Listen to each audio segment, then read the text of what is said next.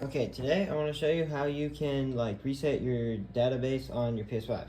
For instance, so the first thing you want to do is make sure your PlayStation's off. Mine is on, so some people don't know this, but if you hold it down and then you hear 2 beeps, that actually just shuts it off. See? Oh, it already turned off, but yeah. So that is actually good. So once you turn that off, what you want to do is just hold down the power button once, and then keep holding it down.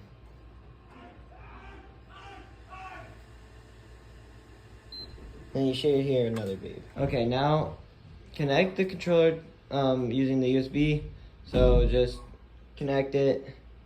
PS5 or PS4 controller with the USB cable. Many people don't know this, but you can actually use a PS4 controller for this.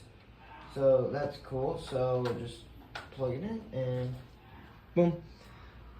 So you're given these 8 options: restart, change. So what you want to go down to do is go down to number 6, clear cache and rebuild database.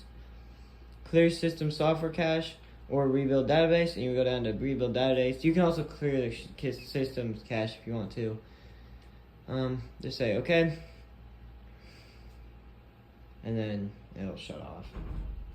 A couple seconds, and it should turn right back on, right? And rebuild the database.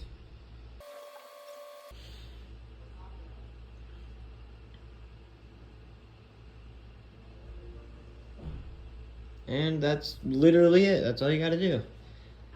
Like.